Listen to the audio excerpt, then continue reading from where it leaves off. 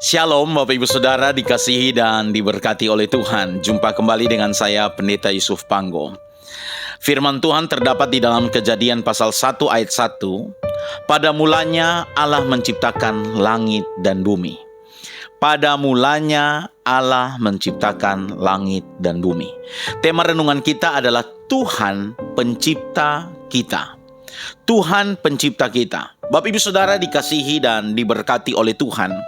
Pernahkah kita berpikir sejenak untuk merenungkan bahwa Tuhan sebagai pencipta kita?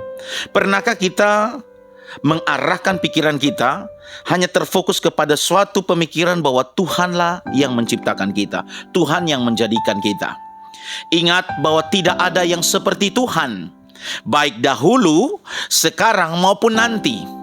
Tuhan mampu menopang segala ciptaannya, dan Dia mampu menciptakan, menyatakan tujuannya hanya dengan berfirman dan menjadikan sesuatu ada.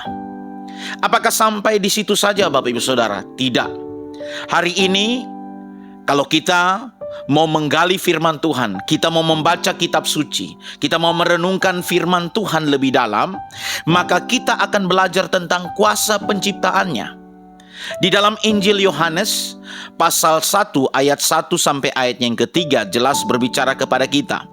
Pada mulanya adalah firman, dan firman itu bersama-sama dengan Allah, dan firman itu adalah Allah. Ia pada mulanya bersama-sama dengan Allah. Segala sesuatu dijadikan oleh Dia, dan tanpa Dia tidak ada satupun yang telah jadi dari segala yang telah dijadikan.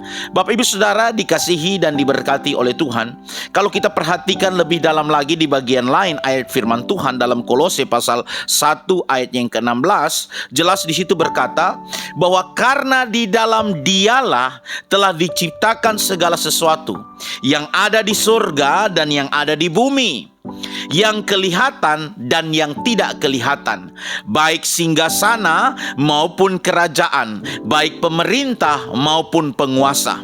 Segala sesuatu diciptakan oleh Dia dan untuk Dia.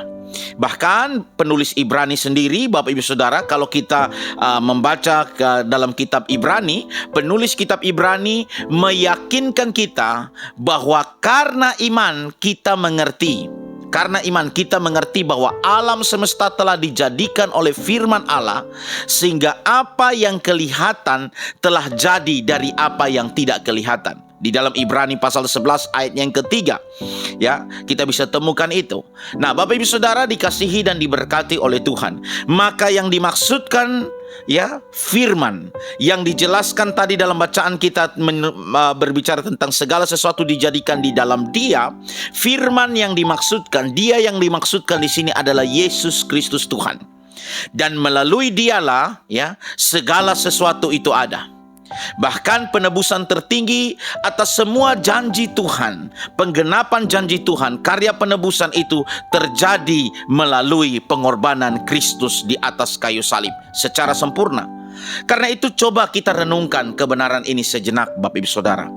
Kuasa yang sama yang berfirman, yang menjadikan dunia, adalah kuasa yang sama yang membawa penebusan atas semua hal yang telah dijanjikan. Kuasa kebangkitan, sehingga setiap kita yang percaya kepada Kristus, kita adalah ciptaan baru, kita menjadi manusia baru, kita dibaharui Bapak Ibu Saudara, dan yang percaya kepada Kristus, karya penebusannya kita memperoleh hidup yang kekal.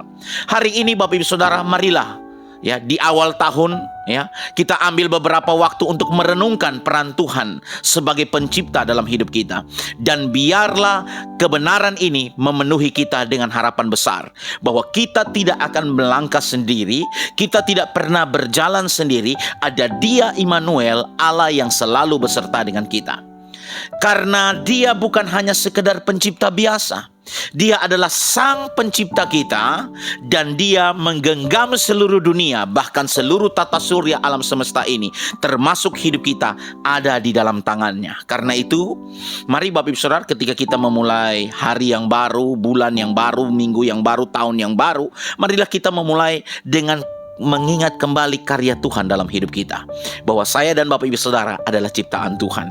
Tuhan yang berkuasa, Tuhan yang berdaulat, Tuhan yang bertanggung jawab akan hidup setiap ciptaannya. Bahkan burung pipit yang begitu murah meriah saja, makan dan minumnya diperhatikan dan dipelihara oleh Tuhan, bukan? Nah, apalagi kita yang diciptakan menurut gambar dan rupa Allah. Kita yang diberikan anugerah akal budi. Saya percaya bahwa Tuhan perhatikan dan Tuhan sangat peduli dengan kita. Mari kita menjalani tahun yang baru, bulan yang baru, minggu yang baru, atau hari yang baru ini dengan berpengharapan kepada Tuhan. Ingat, Dia adalah penciptamu dan Dia tidak akan meninggalkan engkau sendiri. Sebab Dia Immanuel, Allah yang beserta dengan kita. Tuhan Yesus memberkati kita semua. Shalom.